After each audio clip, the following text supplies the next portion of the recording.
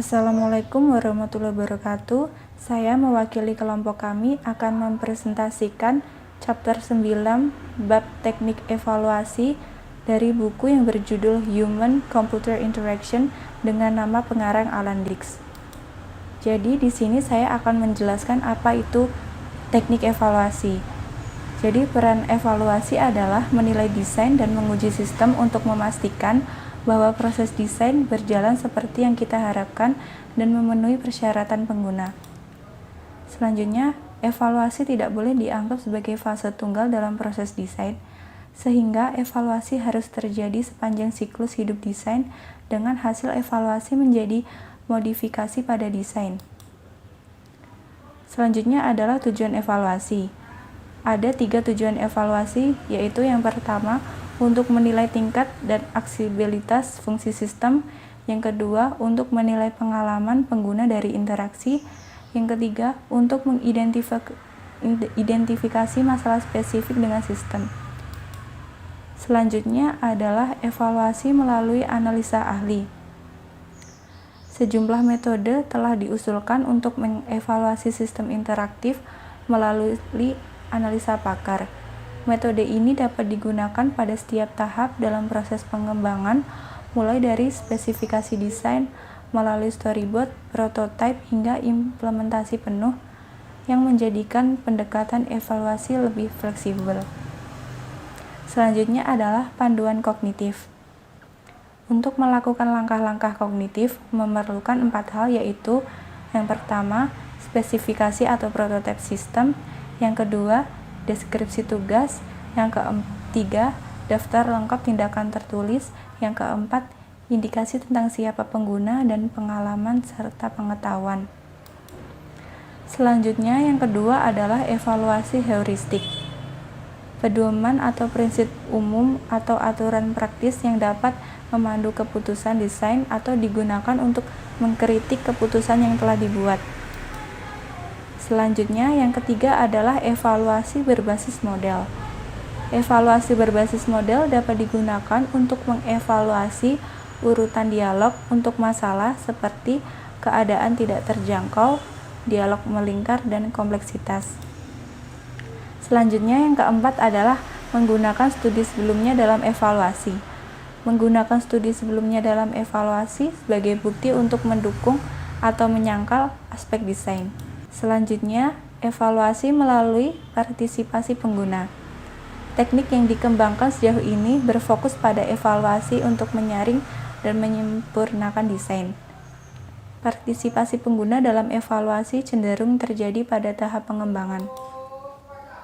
Selanjutnya, terdapat gaya evaluasi. Dalam gaya evaluasi, terbagi menjadi 2, yaitu studi lapangan dan studi laboratorium. Studi lapangan itu untuk fokus membawa perancang, evaluator terjun ke dalam lingkungan kerja secara langsung, sedangkan studi laboratorium itu untuk fokus penelitian. Selanjutnya ada metode empiris. Dalam metode empiris terdapat 4 indikator, yaitu peserta, variabel, hipotesis, desain eksperimental, dan ukuran statistik. Selanjutnya ada jenis variabel. Jenis variabel terdapat 3, yaitu variabel diskrit, variabel yang hanya dapat mengambil sejumlah nilai atau level yang terbatas. Yang kedua, variabel kontinu yang dapat mengambil nilai apapun. Yang ketiga, variabel dependen atau variabel yang diukur dan tunduk pada variasi eksperimental. Selanjutnya, terdapat studi kelompok pengguna. Mengingat kompleksitas komunikasi manusia dan kerja kelompok, tidak mengherankan bahwa studi kelompok lebih sulit daripada eksperimen pengguna tunggal yang sesuai. Selanjutnya ada grup peserta. Dalam suatu kerja kelompok seringkali lebih lama daripada individu karena harus memberikan waktu bagi grup untuk diselesaikan dan untuk dikembangkan. Jadi kesimpulannya, lebih banyak gangguan bagi peserta dan mungkin lebih banyak pembayaran biaya. Selanjutnya ada tugas eksperimental. Memilih tugas yang sesuai juga sulit. Selain itu, tugas harus mendorong kerja sama aktif, oleh karena itu, tugas tersebut membutuhkan eksperimen penelitian yang dilakukan oleh peserta. Selanjutnya, ada pengumpulan data. Salah satu cara pengumpulan data ini adalah fokus untuk secara individual. Dengan demikian, kita lebih mudah untuk mengumpulkan data. Selanjutnya ada analisis. Analisis dalam eksperimen menggunakan metode kuantitatif dan kualitatif, sehingga lebih mudah untuk menemukan solusi atau hasil eksperimen yang diinginkan. Selanjutnya ada studi lapangan dengan kelompok. Kerja kelompok hanya dapat dipelajari dalam konteks, jadi penting menguasai dan mempelajari interaksi kelompok. Selanjutnya ada evaluasi kerja keras dan kooperatif. Kegunaan evaluasi kerja keras, evaluasi kooperatif, dan observasi pada umumnya sangat tergantung pada efektivitas metode pencatatan dan analisis selanjutnya. Catatan sesi evaluasi jenis ini dikenal sebagai protokol, dan ada sejumlah metode yang dapat dipilih. Selanjutnya, dalam analisis protokol, terdapat catatan penting yaitu logging komputer. Masalah teknisnya adalah volume data menjadi tidak dapat dikelola tanpa analisis otomatis. Yang kedua adalah buku panduan sebagai catatan pengguna. Selanjutnya adalah analisis protokol. Dalam analisis protokol, kita membutuhkan alat-alat untuk menganalisa, yaitu yang pertama kertas dan pensil. Memungkinkan analis untuk mencatat peristiwa penting yang terjadi. Yang kedua adalah rekaman audio. Mungkin sulit untuk merekam informasi yang cukup untuk mengidentifikasi, dan mungkin sulit untuk mencocokkan rekaman audio dengan beberapa bentuk protokol. Yang ketiga adalah logging komputer. Masalah teknisnya adalah volume data menjadi tidak dapat dikelola tanpa analisis otomatis dan harus berhati-hati untuk mengembalikan keadaan sistem isi file. Yang keempat adalah buku catatan pengguna. Teknik ini digunakan untuk mencatat peristiwa yang akan terjadi. Selanjutnya adalah alat analisis protokol otomatis. Dalam alat analisis protokol otomatis terdapat 3 bagian, yaitu EVA atau Experimental Video Annotator, yang kedua Project Workplace di Xerox PARC, yang ketiga adalah DRAM. Selanjutnya adalah teknik query interview. Teknik interview pengguna tentang pengalaman mereka dengan sistem interaktif yang menyediakan informasi secara langsung. Hal yang harus diperhatikan dalam teknik query adalah: yang pertama, informasi apa yang diperlukan. Yang kedua, bagaimana kuesioner akan dianalisis. Selanjutnya adalah teknik query kuesioner. Teknik yang kurang fleksibel dibandingkan dengan teknik query interview, tetapi dapat mendapatkan subjek yang banyak dan membutuhkan waktu yang tidak lama. Terdapat beberapa jenis kuesioner adalah general, open-end, scalar, multi-choice, dan ranked. Selanjutnya ada pemantauan respon fisiologis.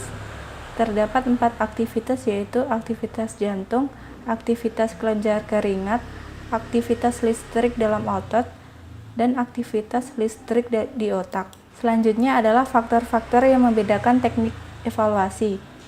Yang pertama, tingkat siklus. Yang kedua, jenis evaluasi. Yang ketiga, tingkat objektivitas dan subjektivitas. Yang keempat, jenis ukuran yang tersedia. Yang kelima, informasi yang tersedia. Yang keenam, kesiapan dari suatu respon. Yang ketujuh, tingkat gangguan yang tidak secara langsung. Yang kedelapan, sumber yang tersedia. Selanjutnya, desain versus implementasi. Desain evaluasi pada tingkatan perancangan hanya membutuhkan ahli dan analisa, sedangkan evaluasi pada tingkat implementasi membawa pengguna sebagai subjek dari eksperimen.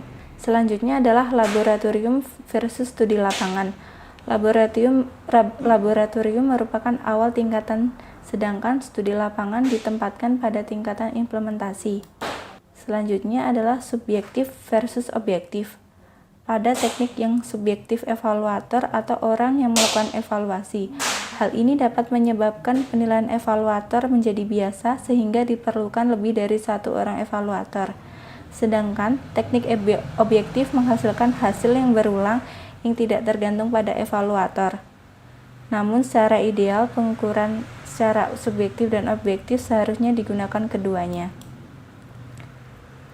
Selanjutnya adalah ukuran kualitatif dan kuantitatif. Pengukuran menggunakan angka lebih mudah digunakan, sedangkan non-angka lebih sulit dilakukan, akan tetapi penting untuk keduanya. Selanjutnya adalah informasi yang tersedia. Membutuhkan 3 aspek penting, yaitu tingkatan informasi yang dibutuhkan untuk evaluator, yang kedua, kesiapan suatu tindakan, yang ketiga, kesiapan mengambil tindakan yang tersedia. Sekian presentasi dari saya. Jika ada kekurangan, saya memohon maaf. Wassalamualaikum warahmatullahi wabarakatuh.